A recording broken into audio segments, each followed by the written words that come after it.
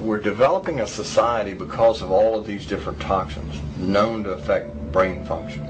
We're seeing a society that not only has a lot more people of lower IQ, but a lot fewer people of higher IQ. In other words, a dumbing down, a chemical dumbing down of society. So everyone's sort of mediocre. That leaves them dependent on government because they can't excel. We have these people of lower IQ who are totally dependent. Then we have this mass of people who are going to believe anything they're told because they can't really think clearly. And very few people of very high IQ who have good cognitive function who can figure this all out. And that's what they want. So, you can kind of piece it together as to why they are so insistent in spending so many hundreds of millions of dollars of propaganda money to dumb down society.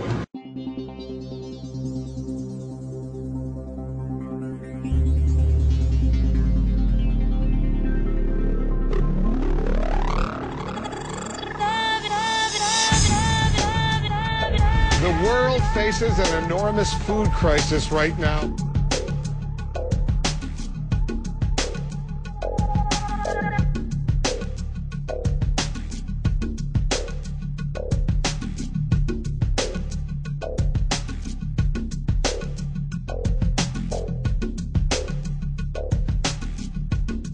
He who controls food controls the world. Mankind is facing a massive threat. But it is not the threat of global warming or the threat of terrorism. It comes in the form of an insidious set of food standards known as Codex Alimentarius. This legislation brings with it the control of all food and effectively criminalises nutrition. This is the most pressing plan of the elite, and it is a plan that is already well underway. Indeed, many of these standards have already been adopted throughout the world. Through Codex, the elite have managed to either phase out or take control of all vitamin and nutrient companies. They've introduced deadly toxins into people's diets and purposely created nutrient-deficient foods through the control and genetic manipulation of world seed stocks, and they have already reclassified many nutrients as toxins. As one example of this, in February 2009, under Codex guidelines, the government of Thailand passed legislation forbidding the cultivation of a number of useful and medicinal herbs, including turmeric, chili and ginger, by reclassifying these plants as hazardous substances. The global implementation of Codex Alimentarius becomes effective between December 2009 and February 2010. This will effectively condemn select sections of the global population to death through the forced consumption of toxic and nutrient-deficient foods. Depopulation is high on the globalist agenda. It is happening right now, right before your eyes. They are doing it in the Middle East with wars and starvation, and in Western countries with food toxins, water toxins and aerial spraying. The underground seed vaults being constructed around the world are not to protect the world's seeds from any coming catastrophe. They are to protect the genetically pure and wholesome seed stock of the elite, in order to provide them with clean, nutrient-rich food for years to come, and to keep the supply out of the hands of the people, who will be fed nutrient-devoid, genetically modified foods designed to kill them, but slowly, so the people don't notice it being done. If we allow Codex Alimentarius to be implemented worldwide, it is expected that in the first 3 years, 3 billion people will die from preventable diseases and malnutrition alone. Please understand that this is a plan to depopulate at least 80% of the world, and that most likely includes you. And no, this is not a joke, and it is not some wild conspiracy theory. It is the absolute truth. And this matter seriously needs to be addressed. All the information regarding this is available in the public domain, though of course you are not hearing it being reported by the mainstream media due to the simple fact that the money cartels who are implementing the plan own the mainstream media. There are an enormous amount of people who have been trying to warn you about this, but the people are kept distracted by any and every means conceivable to distract them.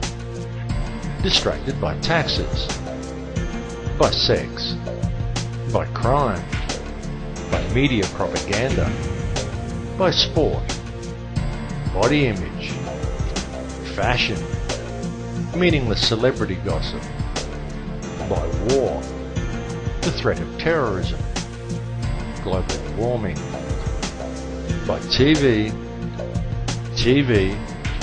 and more TV.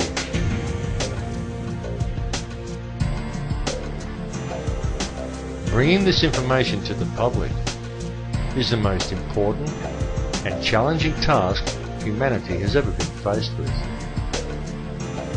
This time, what is at stake is our global survival, and it is a situation that we cannot allow to be ignored.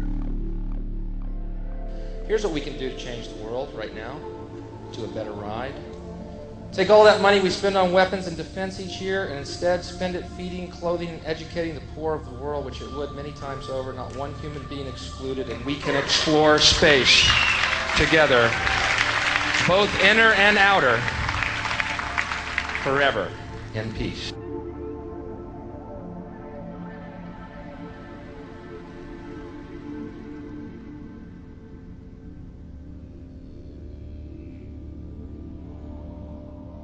The subject matter that has been presented to you in this film may at first seem overwhelming, and it is very likely difficult to come to terms with.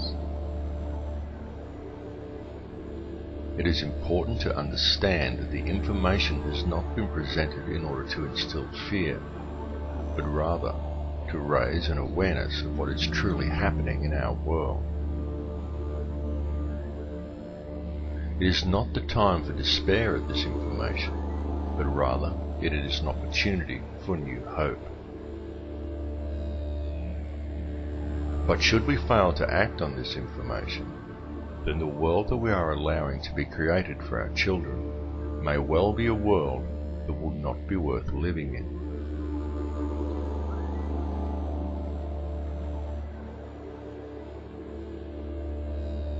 The reality is that this world does not have to be this way at all. It does not have to be heading in the direction it is heading. People do not have to live in a never-ending sea of self-generating debt. Wars do not have to be fought. And children do not have to starve.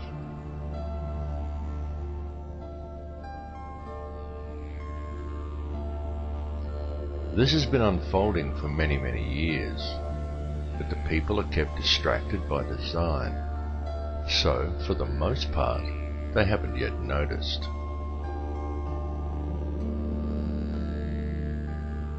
Whatever your perception of this reality is, you need to understand that a clear and present situation exists on this planet. It is happening right now, and it requires your urgent attention.